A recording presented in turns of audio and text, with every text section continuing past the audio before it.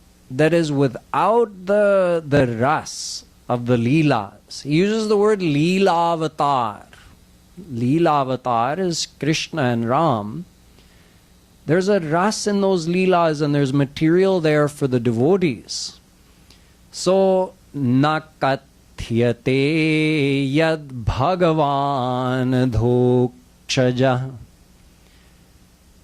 There's not enough there for the devotees to really fall in love with Shri Krishna. So Vedavyasji says, he asati, that knowledge, bhale hi wo Upanishadon ka gyan ho, that knowledge that doesn't describe the Leelas of Shri Krishna is asati. Sati means faithful, loyal. That knowledge which is just dry knowledge and doesn't describe the loving Leelas of Shri Krishna, he says asati, is unfaithful, unloyal. And buddhiman log vibhriyan nadhira, जो धीर लोग हैं उसका seven नहीं करते, उसको अपनाते नहीं हैं. Such strong words from Vedavyas, who is the one who reproduced all those Vedas and Upanishads. So there is value in that knowledge, but that knowledge alone is dry and technical. So it's meant to give us a foundation of understanding, but then we have to progress beyond that and develop our love for Shri Krishna through hearing his Leelas. And that's what we're going to do going forward. Starting in Doha number 91, there are 10 Dohas where Sri Maharaji beautifully describes the Leelas of Shri Krishna, of his time in Braj, and how we can love him according to how those Brajwasis loved him. So we'll sing this final Doha for tonight, and we'll continue further ahead tomorrow.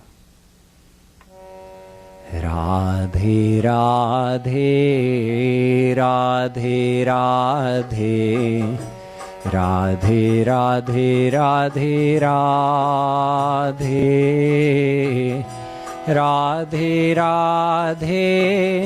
Radhe Radhe Radhe Radhe Radhe Radhe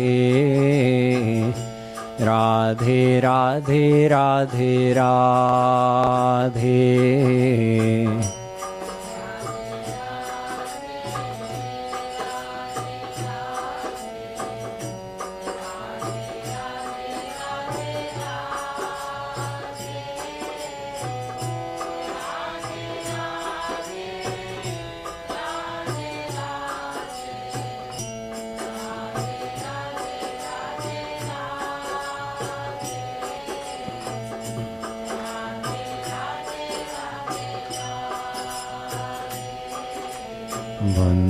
वंदनीय है उपनिषद या में ज्ञान महान,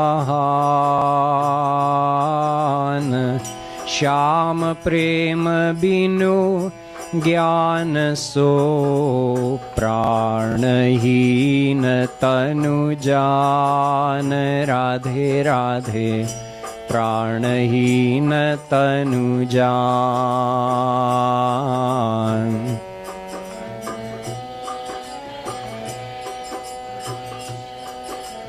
या में ज्ञान महान,